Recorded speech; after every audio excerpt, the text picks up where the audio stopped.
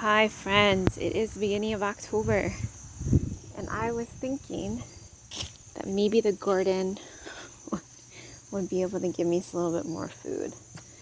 And unfortunately, we had lots of rain very close together. We had 4 straight days of rain, a little bit of a break, and then 2 more solid days of rain. There was lots of high winds. You can see the garden is not happy. So the one thing that did really well this year is herbs and really nothing else. So I thought I was going to get some cucumbers off of this, but the bugs moved in. It's actually beautiful today. It's 80 degrees. You can see bees lounging in the sun. I was hoping to go to the beach, but she's still favoring her paw that she got hurt over 3 weeks ago. She's still not great with it. So you can see I'm still dealing with cabbage moths. They have destroyed the kale. I'm going to harvest this kale today because I'm sick of looking at it get worse day by day and not be able to find the worms. We tried to sow peas and you can see nothing is really happening. It was 100 degrees again. Then it was 60. We had torrential downpours. But, I mean, some of the lettuce came up that I did seed. Some of the peas came up. I don't know if we'll get anything before the frost, but like the citronella looks great. Spaghetti squash was killed by the vine borers. That is the one lone zucchini plant that is still alive, but it's not looking great. It's not looking like I'm going to get zucchini. So that's 0 zucchini for the whole year. So people who have had a plethora of zucchini, that has not been us this year or the previous year, because the vine borers have just totally taken over. So this chamomile had some bugs on it too. It had the spittle bugs, but it looks better now. Hopefully all the rain washed it off. But you can see the fungus on the string beans. You can see we've got a sunbather enjoying the sun. We've got to harvest the potatoes in here. I think these are red and Yukon Gold, but like, you know, typically end of September, October, pest pressure is better. So I thought, oh, we're still dealing with whitefly. We've done all of the things that we would normally do that would work. It's just not working. And you can see another vantage point how everything is struggling between the rain, the bugs, the drought. Even this datura plant looks like something got it. Oh, what is going on? So like the vine borers, looks like they got into there. I don't know what else would have gotten into there. But, I mean, I don't know if you'll be able to see it when I show you, but like they've bored into, so the cucumbers, so I had to throw the cucumbers out. And what was weird is a few days later, the compost pile was filled with maggots, like literally filled with hundreds of maggots. It was disgusting. I did not take a video of it because it was gross and I would have gotten sick on the video trying to show you. But so the Tremesino came back and it has new growth, but if you can see, so there's a spider web here, which is good, but if you look closely, all of the new growth, all of the flowers, I'm not sure if you can tell on the video, but they've all have vine borers have attached and bored into all of the flowers. You can see like the green. They've attached into all of the new growth, into the flowers, into the fruit. So here I thought it'll cool down a bit.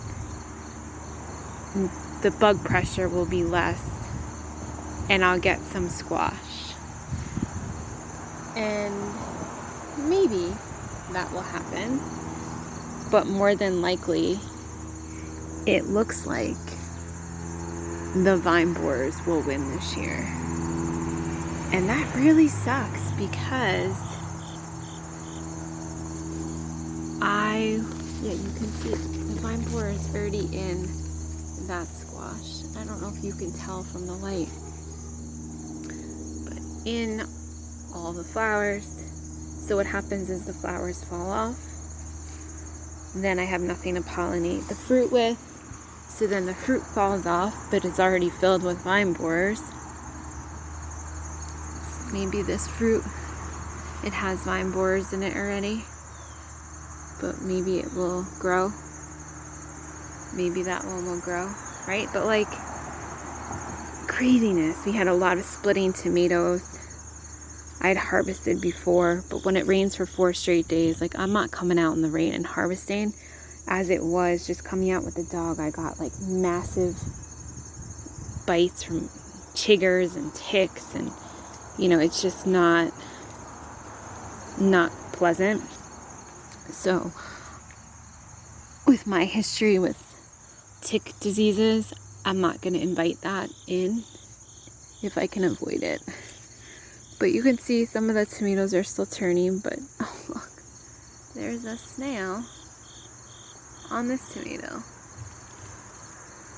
So, you know, if the vine borers weren't enough and the tomato hornworms, we now have a snail. So I've been slowly harvesting what I can. We've had a lot of rain, which caused flooding in the basement. So I haven't been feeling well because it has increased the mold in the house, and we're struggling with getting the humidity down in the house because it's still very humid, even though the sun has come out. But, you know, living on an island is challenging, and it's not like we live on a tropical island. It's nice all the time. And I like the 4 seasons, but the humidity really plays a role in me feeling well. The mold, you know, again, speaking to a visible illness, even if you can't see it, doesn't make it not real. And the mold is so caustic.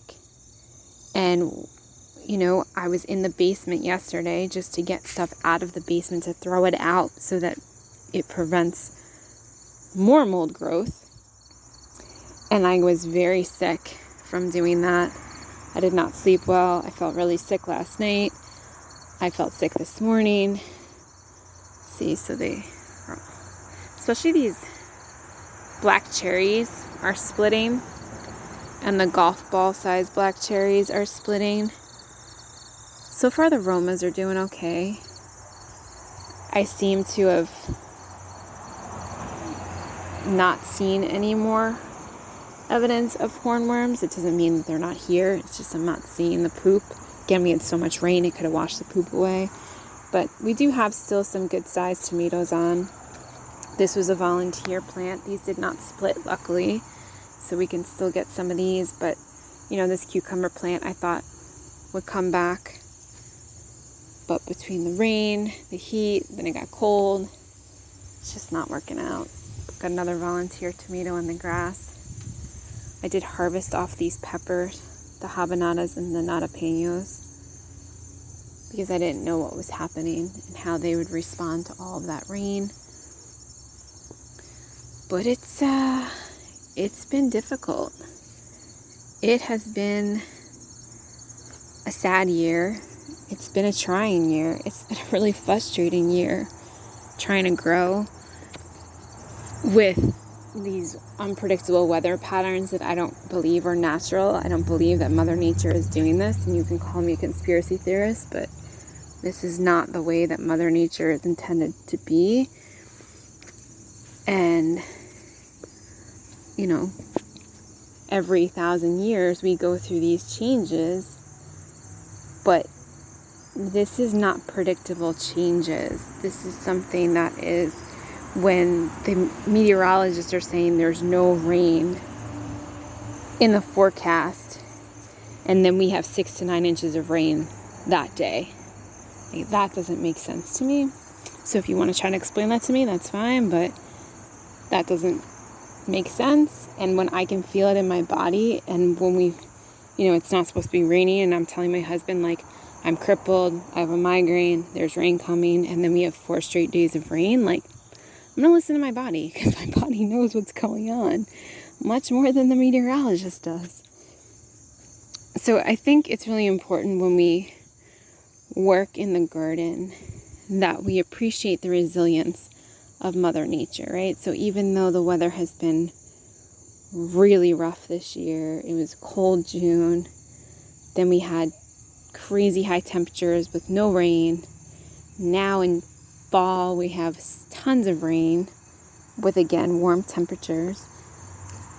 Mother Nature is resilient. She's going to keep growing. It may not be the things you want to grow. Like, I'm kind of done with tomatillos. I don't need to make more tomatillo salsa, but again, I'm not going to let the food go to waste because it's food. And I'll just figure out another way for us to eat it because it's food. And would I have liked to have squash this year? Sure, I would have liked to have squash. Would I have liked to have had more greens? Yeah. Would I have liked to have more lettuce? Would I have liked to not have the birds eat all of my blueberries even when they weren't ripe? Would I like to be able to harvest some Jerusalem artichokes before the groundhogs and the deer get it? Sure. But I can't control any of that. Just like we can't control other people's behavior, we can't control a lot of things. But we can choose to learn from what's happening. We can choose to be the change we want to see. We can choose to say, I'm going to keep growing my own food. And even if I don't know exactly what is going to come and what I'm going to be able to harvest, I'm going to keep doing it. Right? So like yesterday, I saw a few monarchs at my parents' house. I haven't seen any here. And typically they hang out by our beach, which is why I wanted to bring Bee, because we could then watch the monarchs. She would, we could get some salt water in. And because she's still limping, I don't want her going in and out of the car. I don't want her jumping. I don't want her, we live on a rocky North Shore, so it's a lot of rocks, a lot of big rocks. It's not easy to walk on for me. And if she's already nursing that still, I don't want her to have to get re-injured and prolong this injury. So it's just really about being resilient. How can I be resilient? How can I work with Mother Nature? How can I work with my body? Right? So we were out here after all the rain stopped. We had termites swarming. So I put diatomaceous earth down. Right? It's like lesser of the two evils. I'm going to watch the spots where they were. I'm going to harvest the mugwort and use it for medicine. I'm going to, I harvested all the evening primrose. And as you've seen a video from years ago, trying to get it out of the pods is the hard part. So I've been here and there doing it. I did dehydrate the pods, hoping they would open up more, hoping it would make it easier to harvest with the mortar and pestle. That wasn't really the case.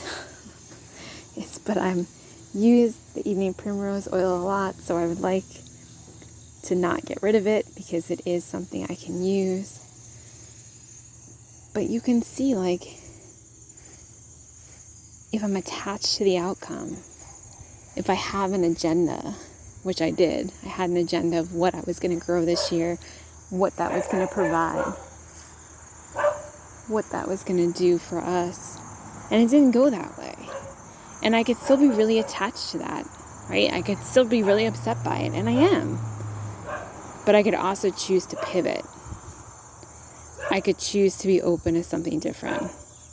So we are tomatillo rich, squash poor.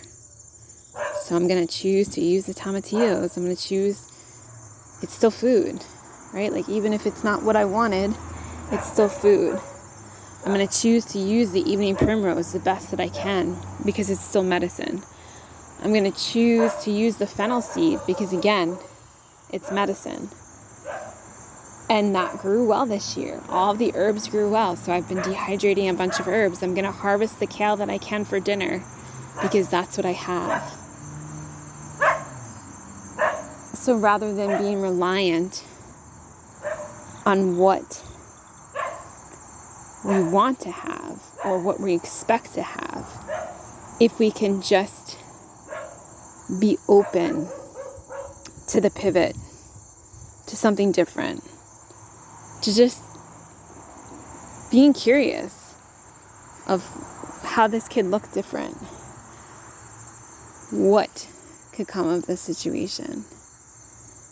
So I'm not going to can a lot of sauce this year, but never going to have to grow tomatillos probably again. Because I'll have a lot of tomatillo salsa, and we will eat a lot of salsa this year. Which means we'll have more taco nights. Which means that future me will be happy that I've done the work and that I've saved the food. So what can you take from your gardening year?